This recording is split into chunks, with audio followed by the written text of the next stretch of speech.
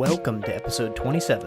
Check out what we have in store for you this week. So this is maybe where Will and I diverge a little bit in our thinking on this, and maybe I'm just too structured, and this is my thing. But I'm the hippie of the two of us. We're going to be more than we expect, and they're going to inform us and drive it deeper. You mean we can't easily define the complexity of a human being? That's absurd. You mean a persona is not perfect? What we do in persona, right, to do this is you create a character for that type of personality. I mean, they'll even recommend, and I find this very helpful, like naming that person, like giving them a little bit of a name, so you can be like, I don't know if Susie would do that, you know? Right. Or, but then, now when they do that, they're doing that to figure out how somebody going to enter my app, how they're going to use it. You're listening to the High Tech Podcast, run by myself, Will. Nope, that's not right. Josh, and my co-host, who is here, I think. Who? Hello? You there? That you there, was Will? a little scary, though. You kind of let off right away, like, you're listening to... I was... crap. Welcome to the X-Files. No. High-Tech Podcast, where we both talk about technology and horror. I thought so. Murders. No, we do not. There are other podcasts that do that, and I forget their names, but they talk about that type of stuff, I guess. It's fun for them. Anyway, High Tech Podcast. Welcome, guys, to another episode, another week, another thing. We're more back. Stuff to talk about. We got some more topics. But as always, your favorite part of the episode, I know it is. Don't lie to me, people. We watched the drop-off rate. Yeah, we watched the drop-off rate. Is the question of the day in this episode. And so a little background of this question, guys and girls, all people of all types. Folks. We were trying to come up with a question, an icebreaker, if you will. And we were very uninspired.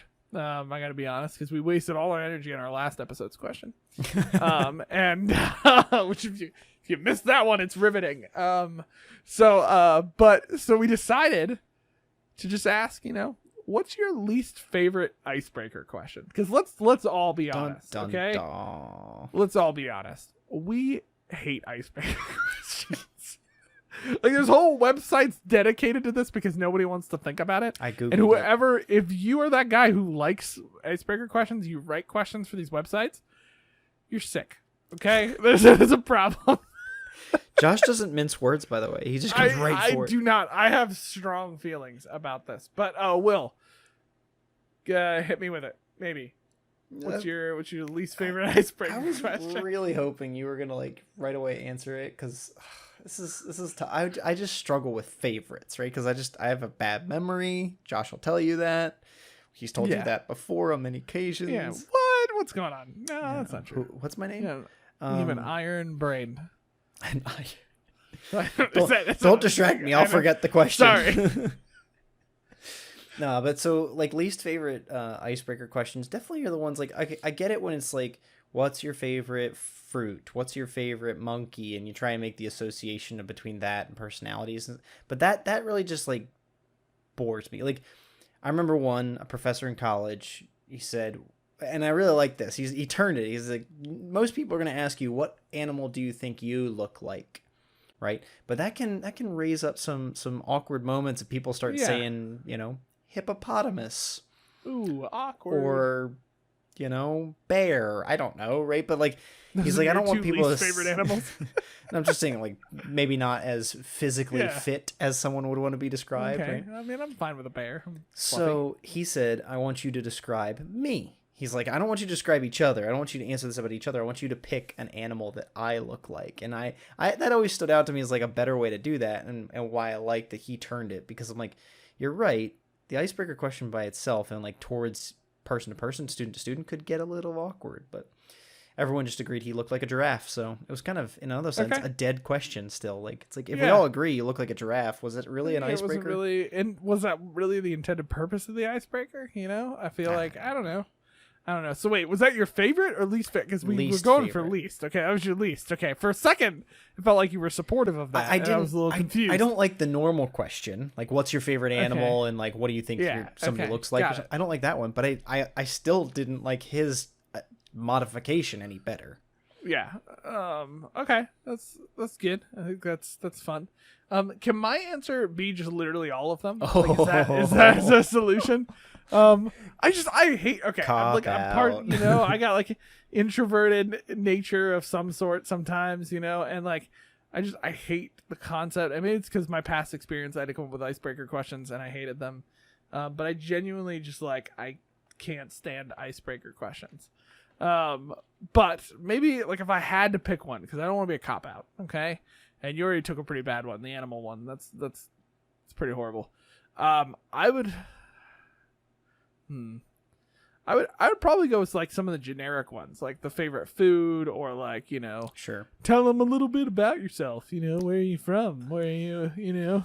What's your favorite hobby? What do you like to do? I hate those questions. Especially because as somebody who like plays video games, I hate saying that in my icebreaker. It's like, hi, my name's Josh. I play video games. I like to play video games sometimes as a hobby. I like to read sometimes too. But like the second you have video games, it's like, oh, that guy doesn't have Josh, a life, does he? Let's put him in that box. Yeah, let's put him in that box. So I don't know. I don't like that one. This add in here and then we can move on. Just recently had to do one where like it wasn't an icebreaker question, but it was where like everybody got up and they had to like do like a Simon Says motion thing, to like get you started for the day, and I kind of felt like that was unnecessary. It was like at a thing with all adults, and I was like, I'm an adult. I'm not more engaged now because of this. I gotta icebreaker calisthenics. Like, yeah, no. I'm good. Here, before I do my speech, let's all do 50 burpees. Like, yes. No, what? Or like an icebreaker donut. Ooh. Now that would be much better. Like, here's the icebreaker food. Yeah, food would be much better. So that's good. Good question. So the takeaway from that is, from the podcast, we should be doing icebreaker food for our listeners. Yes. I would rather hand out. Now that would be interesting. How do we do that? Like somebody listens to an episode and then like all of a sudden they get like a Grubhub notice that there's like a delivery on the way to their house. Like, or we just send them like $5 Grubhub gift cards. Yeah, that'd probably be just the like easiest. We sync it up. Now I want to get synced up with Grubhub. You know what I mean? Like I want to, or like DoorDash. I want you to like play my episode and then like Chick-fil-A starts coming to your house. Hashtag not a sponsor. All three. Hashtag of those. not a sponsor. None of those are sponsors. But if Grubhub, if you want to make this happen, hit us up at I love this. Every time we talk about it, I'm over here like not a sponsor, and Josh is just smoozing like, but if you'd like to. But if you'd like to. Listen, I'm not going to turn money away. Inbox at hightechpod.us. Just saying. Okay? Yeah. So anyway, that is icebreaker questions. Now, I have no way to transition this. We did not think about this. Let's rewind back a second. Will, give us a good solid transition. I got nothing. Blah, blah, blah, blah, I got blah, nothing. You can force me to. I got nothing. This week, we'd like to talk about designing for learning, or specifically, how to design for learning.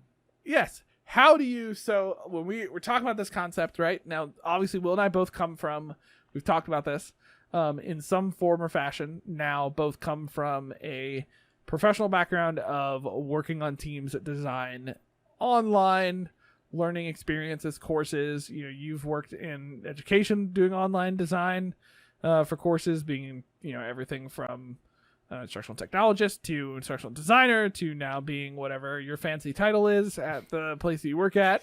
But you're designing learning experiences, right? Experiences, digital spaces that people can learn, that an instructor can facilitate learning. Yeah. We want to talk about how do we design those spaces? How do we create those spaces, right? Because I think we have the luxury of working in spaces where we do this a lot and we take it for granted. But I know a lot of instructors who had to come face to face with this type of concept recently. I feel like it's not as easy as people think it is to just like throw some stuff up online and make it work. There's a theory behind it. There's a way that you design for people to learn. There's ways people learn, and you can actually leverage those to build. And we're going to be mostly talking about online today, guys. I'm going to be honest, because that's where both of our focuses, I think, are in that space. And I get more jazzed about having those conversations, how to design for people to learn in those spaces. So we're just going to focus there. And one thing that's helpful to distinguish and why we want to go down this alley today, maybe we'll go down a different alley next time, another day, but like designing learning for the physical classroom requires people being aware of the physical people, the seats, where the projector is, like that's a lot to do the physical classroom and designing that learning. And I've been a part of that too. I've done a lot of design in the face-to-face and hybrid space and less design in the online space.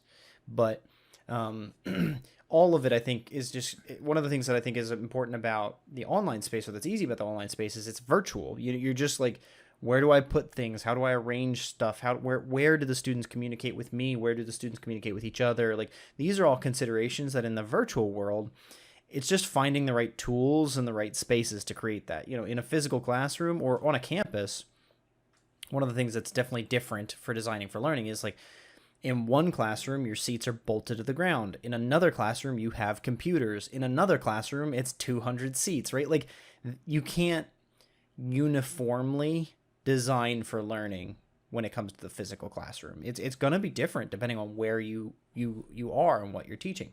Yeah. In contrast, online, your content will always be different, but designing an online class and designing it well, there's some pretty standard rhythms I think that you should address that could help everybody online.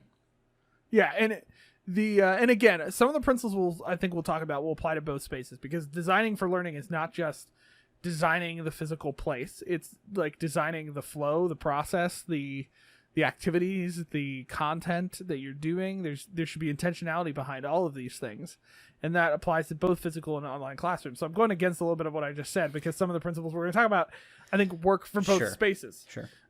But my background's a bit more now recently in how this looks in a digital space, how it looks to build I think the difference with online is it's just that, like, the structure becomes so much more obvious in online because you're literally going through a digital environment. You're going through a web page, a site, to do something, and so the flow is it's there, and there's principles combining actual good, like, user experience with design. I'm not going to get into all of that because that's a whole nother conversation that we can get into, but those things come together to do this. So anyway, this is all kind of our preamble to all of this, right? So let's talk about just in general, how do we design for learning, right? Because whether you're designing online, design a physical classroom, physical curriculum for that classroom, a layout, a scope of learning, there are ways people learn, right? And so you need to figure out how to get them from point A to point, X, because it's not just point A to point B in a classroom. So,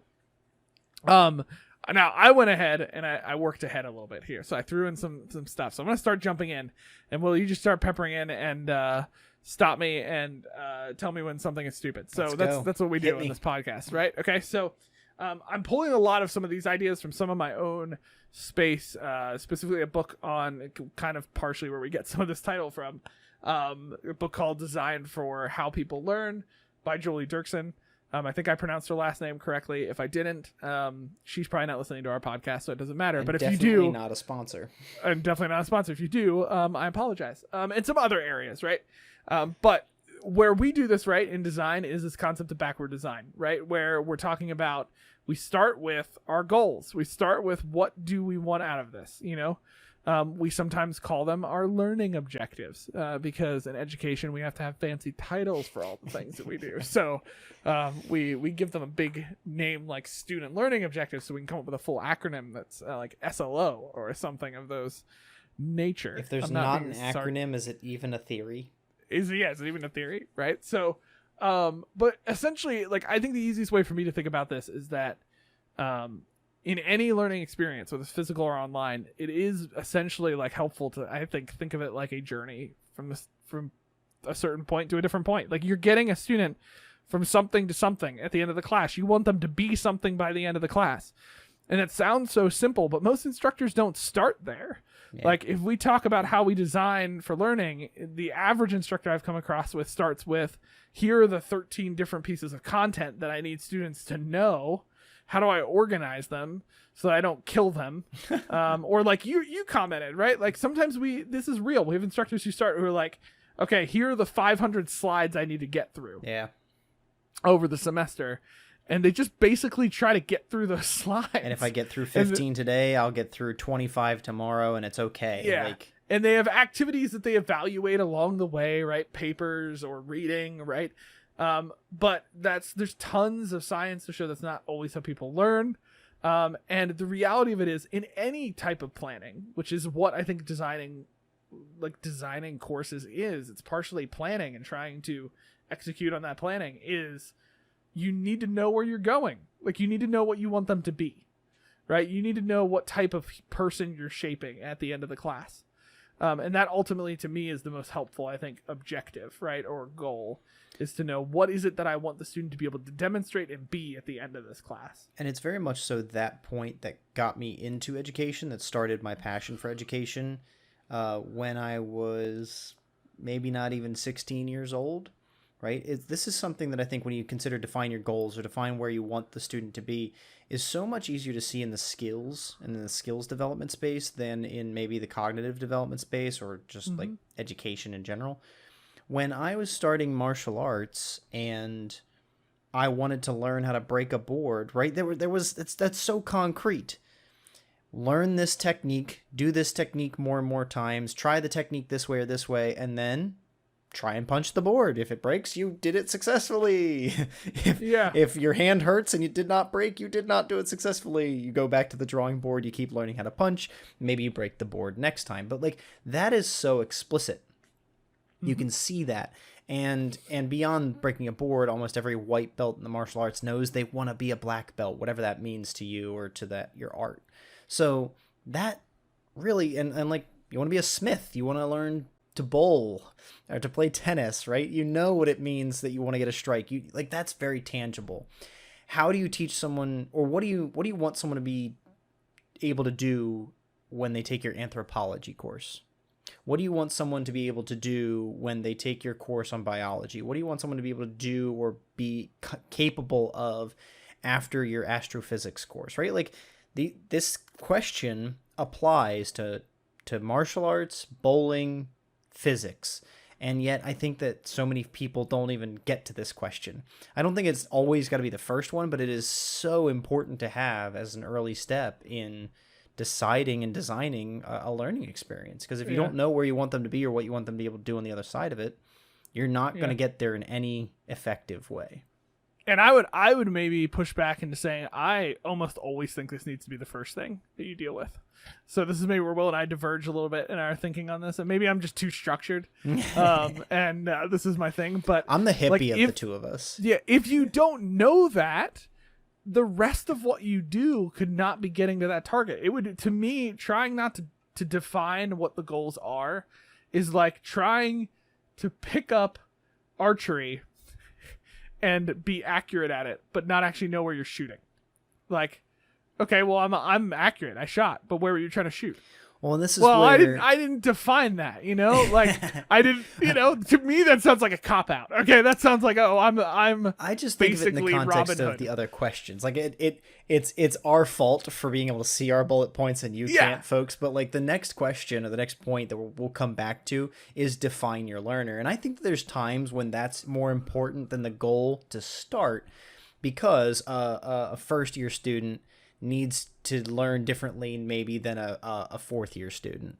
Or someone who's not physically adept needs to be able to, or doesn't know rhythm. You know, somebody who doesn't know rhythm is going to need to learn ballroom dancing different than somebody who's good at rhythm. Like, I think there's some really important learner characteristics that can help you, that even really help you decide the goal. Right. Okay. So I'm not saying it isn't first, but I'm definitely saying that it's a part of more than one question. And if you're not considering them all, like, we're going to list a whole bunch. And I even love that we did it in bullet points on our notes. It's not 1, 2, 3, 4, because you have things like ADDIE, you know, ADDIE as a design model. You have other people who have come up with every different alphabet soup way to do things.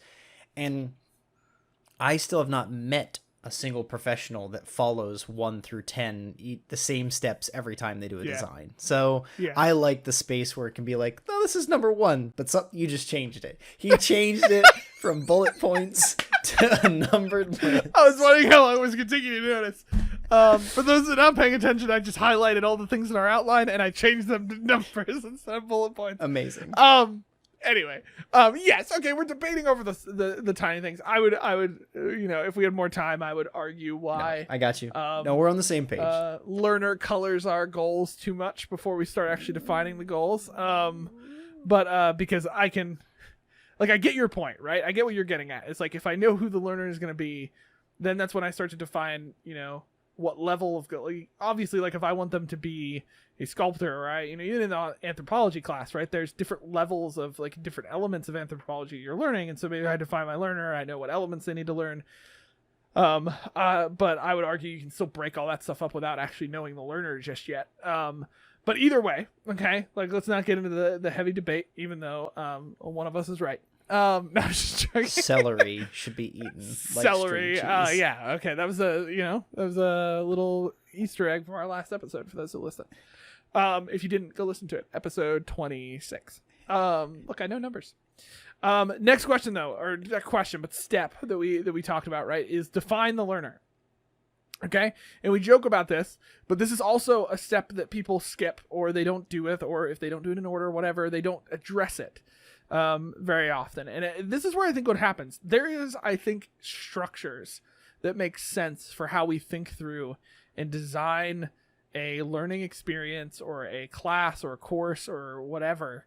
They have to be a part of the consideration, no matter what, in my mind. And some of this is the defining those goals, defining who the learner is. And I'll often see structures who don't even define the goals. They just come up with content, or I'll see a ton, because at least in education we've gotten used to we have to, for accreditation, give learning objectives. Right. I'll see people put the learning objectives up, but then they're just like, they come up with activities that they think are a part of it. But the problem is, you actually need to define who the people are that are taking this class or going through this experience, because just having the goal in of itself is not enough. You need to know who the person is already, or at least a prediction, right? You're not going to know who every one of your student is, but you're going to know in a class that's a first-year course versus a second-year course, at least generally where the student's going to be. Where does your class fit inside the scope of other courses?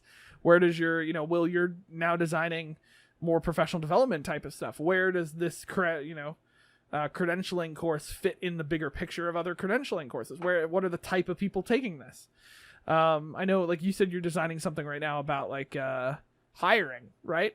Yeah. But what's the expected experience of the person to come into this? Maybe there's zero, right? We have to just start from the beginning. Right. Maybe they have done some. Let's talk about anthropology. Is it a first-year anthropology course where students have no idea? They barely even know what the word anthropology means. They think it's a Pokemon. Could be. You never know. It could be. We don't know. But the point is, you need to know who is, and I put this in a question because I think this kind of comes out of the book I was referencing, and I think it's helpful. Who is actually taking the journey? Right? Like, who's going on this? Who are the people generally, right? Even in like some of the other fields I'm working in, where it's like user experience, we try to decide who are the people using the app or the tool. And the interesting thing I find from this is I can take away a lot from like technology developers about how to actually design experiences, because quite frankly, guys, you can criticize them all you want, but those people who make your iPhones, those people who make your tools, they know how to get you into it, and they know who they want you to be. They want you to be somebody using their thing. Yep. Right? And they keep know, you in. And keep you in. And so they know how to do that. And I think sometimes we can take kind of a little lesson from that of what we should be doing in learning. And that's, we should be defining who that student is. Where is that student at? Where's that person at that's going to be, you're trying to get to these goals. Right? And that really helps, I think, even at a design level for the curriculum or the learning experiences. It helps you as a teacher be more sensitive to the emotional things in play, the cognitive things in play, right? So we're dealing with students with disabilities, dealing with students with trauma. There's so many reasons why we want to know who our learners are. And it plays, of course, into a successful curriculum design, but it of course supports your successful teaching. And you can't go wrong knowing this information. And maybe not knowing, like, I like that Josh has led each of these out with the word define.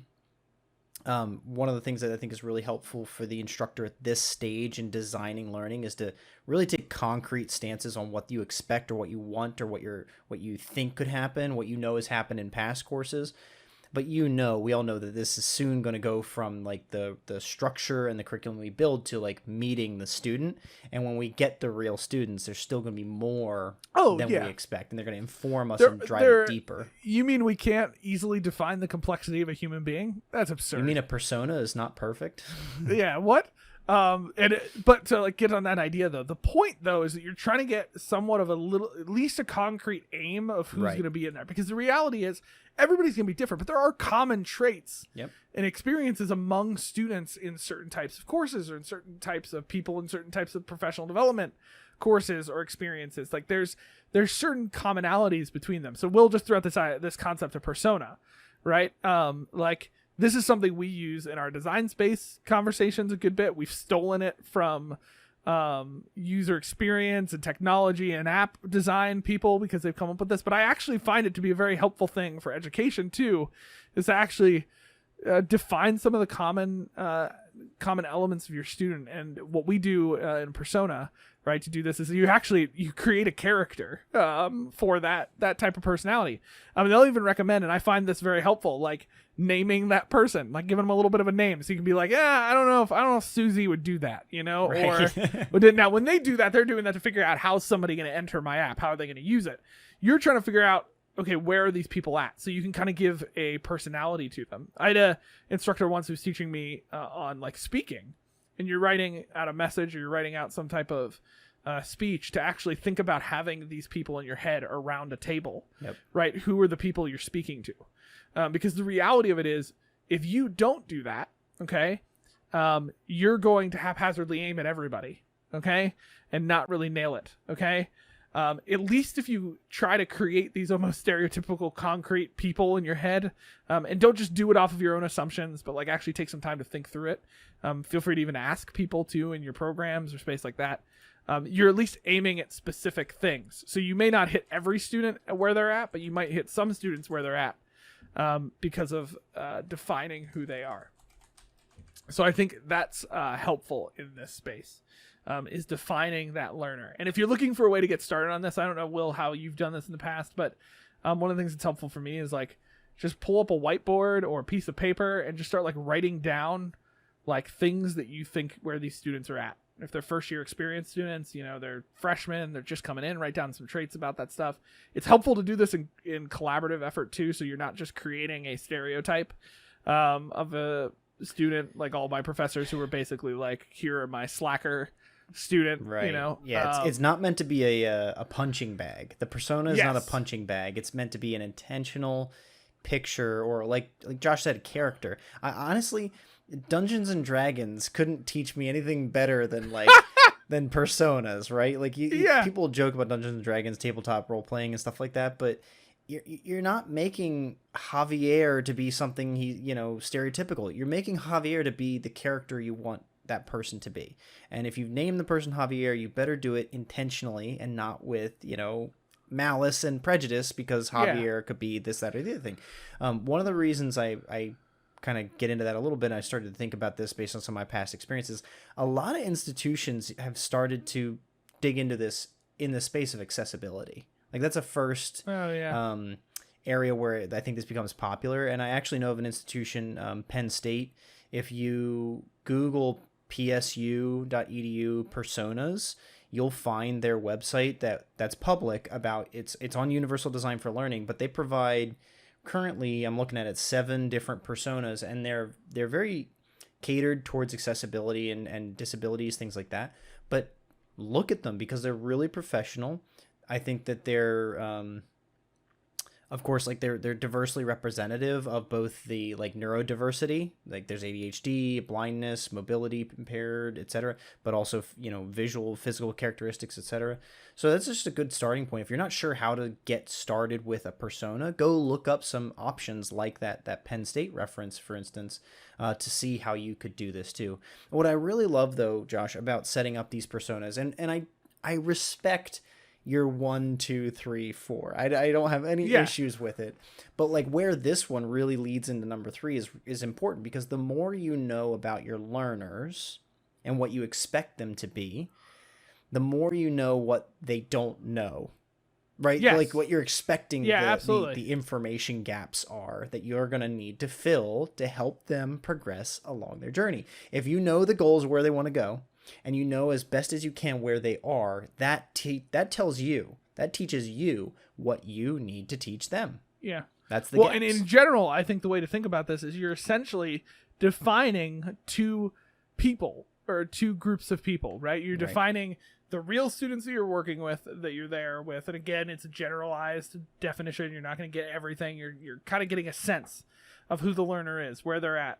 Then you're getting a sense of who they need to be. Now, maybe it's who they want to be, although I would say students don't always know who they want to be. So it's a goal of where the course is supposed to take them, right? Where they want to be, the end result of your class. And the reason you're doing this, because you know what, it's fine. Okay. 1 and 2, they can happen in whatever order you would like. You can do it the Josh way. You can do it the free flow and Will way. However you'd like to do it. Okay. You can do 1 or 2, but in my opinion, you cannot do this next element until you have done those other 2 in the design. Now, some of you guys are sitting here thinking, guys, where are you going with this? The episode's starting to get a little long, and you haven't even gotten to content yet. And you're right. That's why there's a part 2 of this series, and we're not going to get through everything. We're talking about the beginning parts. And if it feels too slow to you, you're creating your courses too fast, and stop it. Okay? Dropping the hammer so like I did on my toe to do today. this. You need to pace yourself in building this. I've seen too many people try to build programs and courses and classes and things and learning experiences without actually carefully thinking about what it is. And this is my soapbox. I'm going to get off of it in a second, but it is arrogant to think that you can build an entire class for someone to learn in a week. Yeah. Is that people are more complicated than that, and learning is more difficult than that. That's why we have entire people committed to these ideas. And what you're I'll doing. say something so you don't have to, because it's representative of what you might say, but I'll say it because you don't so you don't have to. I was once told that we were going to be creating 14 programs in like a year or under a year, and I just like, that's a nice thing, right? No, you don't have to say what you need. We know you've got it worse. I know you've got it worse, but like that's the moment, right? Somebody comes to you, an administrative decision is made. You need to create 14 online programs in a year. The answer is no, or give me 14 dedicated faculty, at least 28 would be great, 2 faculty per program, and let's go with at least a designer or 2 designers per program if you want to try and do that in a year. Or accept that you're going to. Now, I will make the caveat because Will knows I'm in a different experience, right? And but I'm not going to go into a ton of detail. And we all make decisions for certain reasons. Yep. So this is a positive thing. Yep. Or you accept that some of the courses, whether they're online or even physical ones, are just not going to be the best possible experience they could be, right? And we'll enhance them later, okay? And that's fine. We're talking about an idealistic world right now in the podcast where Will and I don't answer to anybody. And so in my mind, if you're going to build a solid learning experience, it takes some time, and you need to do some of this. Now, some of the stuff we're talking about, defining the learner, can cross over into multiple courses that you're making or multiple of your classes, right? Like that doesn't have to be, you don't have to start over every time you're starting a class or your course. The goals are kind of set when you're defining them, right? So you're defining these elements, but right. So let's get back to our picture, right? So you're defining who you want them to be, you're defining who they are right now. And then in my opinion, in step 3, you're defining the gaps. And this is the piece for me that I often see people skip over. The book I referenced, I'm going to say it again because it's a fantastic book. Design for How People Learn. There's a lot of different books that get around these concepts, but Design for How People Learn was kind of one of my initial ones that got me into some of these concepts. A lot of people define the goals. They think about who the learner is going to be, and then they just start coming up with things to have the learner do, or they come up with content that the learner needs to know. Like, here's this article, here's this video, here's this book they need to read, right? Because and the problem is we forget what the gaps are between the person of where they're at and what we want them to get to, right? Like, how do we get them there? How do we bridge those areas? And we'll talk about that in a second, but we have to identify first, what are the gaps? What are the things that they don't have yet? Okay, because it's going to be different. If you're teaching a first-year anthropology class, your goals are going to be a little bit different, and your learners are going to be different than you're teaching a final anthropology class. And I'm not giving a lot of details because I don't teach anthropology. But like, no matter what it is, depending on the class, your goals and your learner are going to be slightly different. And so you need to define what those gaps are, because you need to know what you're trying to actually teach them. Like you need to know what they need to learn. And it's not always just content. One of my, I think, favorite quotes out of this book, and I'll just say it just straight up. Now, to give some context to this book, it's not a perfect, like, just higher ed academic book. It's actually kind of applicable to where you're at, Will. She does a lot more kind of like designing for Fortune 500 companies and things like that for like professional development and stuff like that.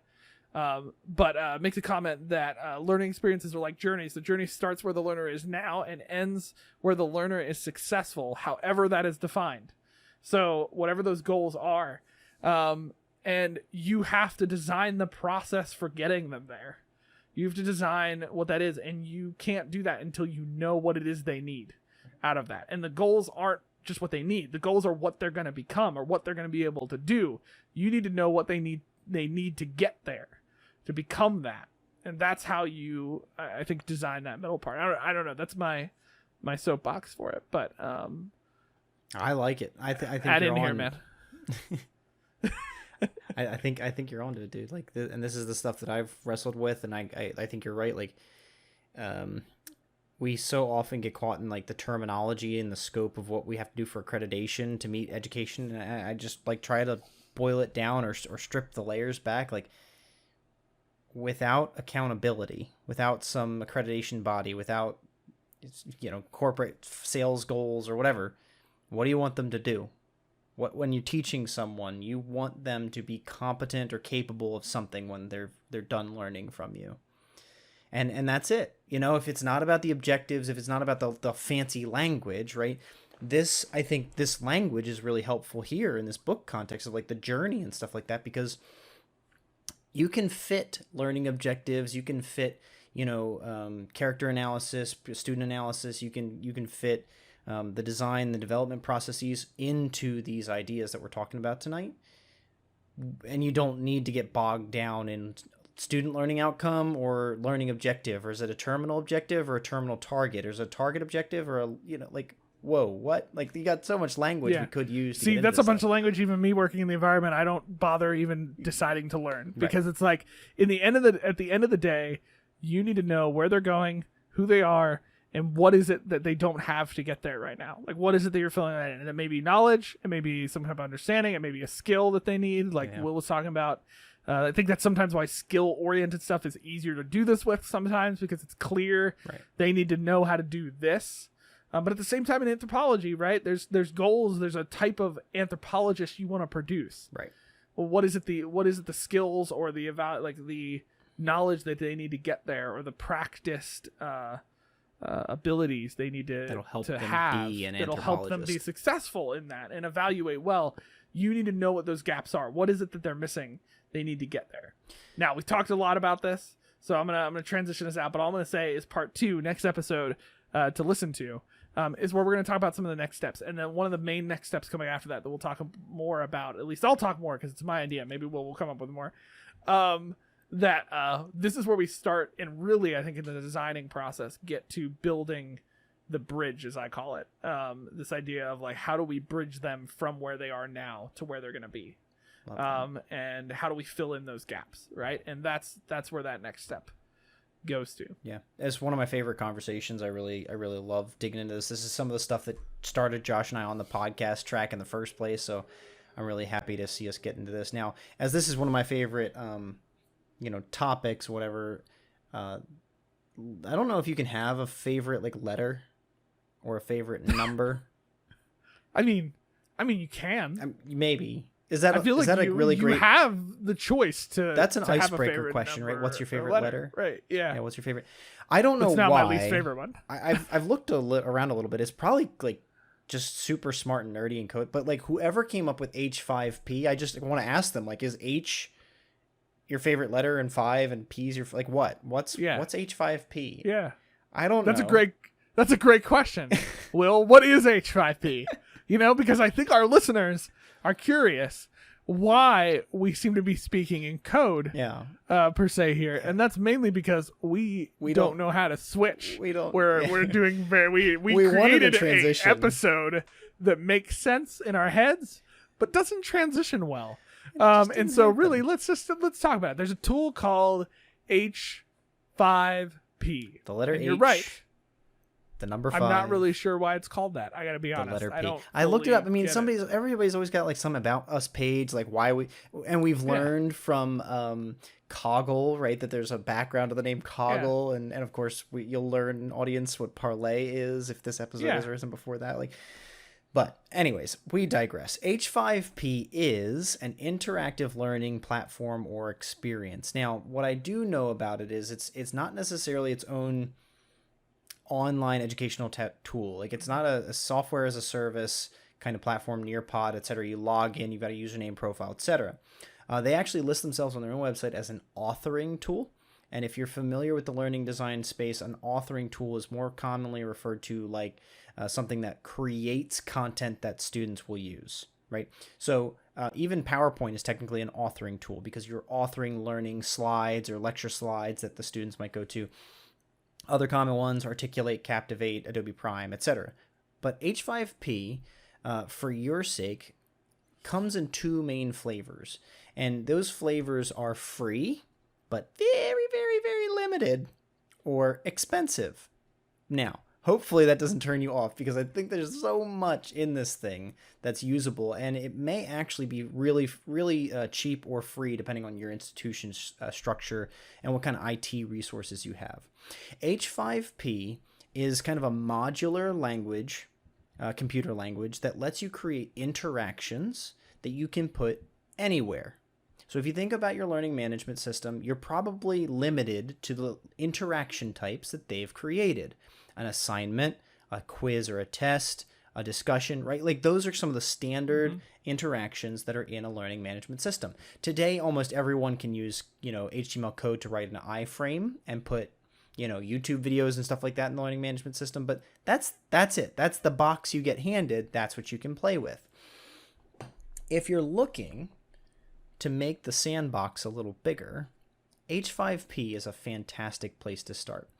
Their top 3 featured interactions, which give a good example of what they can do, are an interactive video, a course presentation with like interactive clickable slides and stuff like that, or branching scenarios. Now, I've seen these things in action, and one of the other benefits of this is each of these interactions, for lack of a better term, can track what the students are doing. Like, how it works, as the students interact with the video, it can report back to you who did what and if they did it successfully. So if you make them watch a YouTube video, they have to click on certain things and highlight other things and interact with it in certain ways. It tracks that and can report it.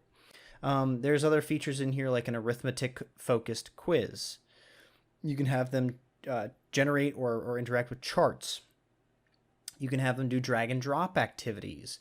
You can have them do image hotspots. You can have them do, QR code interactions, memory games, timeline.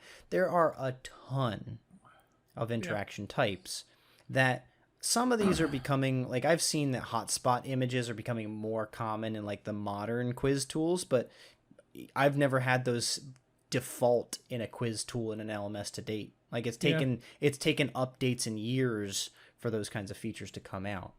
And the point I would throw out there to that is, like, interactive hotspots very popular, but there's other stuff like the branching scenario thing you mentioned. Like, what you guys might not be thinking of is like, oh, cool, they can make charts. And that's not what we're talking about. Like, you can actually and we'll post a link in the page on this episode to what Will and I are using right now. But they have a whole page that goes through what they can do and actually gives you real life examples of what it is.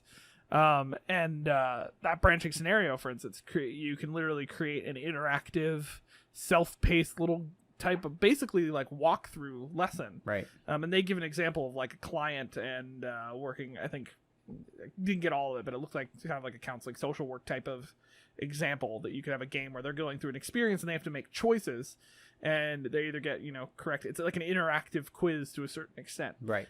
And I think one of the reasons we're talking about this, right, is the next 2 episodes, we're talking about how to design for people, how to design learning experiences. And the reality of it is, once you get to who you want the person to be, who they are, and the gaps, you need to figure out how to fill those gaps. In an online space, you need different tools for that. Right. And that's why I think H5P kind of fits in there. In the middle of a classroom, you might say, pull out a piece of paper or type up some notes on Word document, and like, you know, you aren't really physically limited when you're with students to tell them to do something. But online, how do you have the students do a dictation? How do you have them speak to you and record their recitation of a poem or their Spanish language pronunciation, right? So there's a dictation tool with H5P. It's a pretty long list. I mean, it's five wide by, you know, 10 deep. It's great. They've got a lot of options. They've got like virtual tour stuff. I mean, they've got like the list goes on. And the reason I like H5P, and it is expensive, out of expensive compared to the other tools we've said. There's always it's not free. It's not free. Is because they provide easy ways to set a lot of this stuff up that would require those who might be listening who are much better at coding and things like that can do that on their own. H5P is giving those us simpletons over here who might not be able to do all of that stuff on our own an environment to do that in, and then we can bring that over to the places that we do our learning. One of the beautiful things about this product is it's code based, it's HTML based, I believe. And so it's all supposed to be very easy for browsers to use, and you can use it on devices, and therefore it should be even more accessible.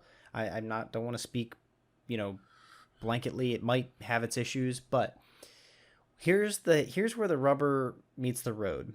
I love these tools. I've used them. I worked with making them on my own after I saw it at a conference. I was like, oh, that's so awesome. They're so easy to do, right?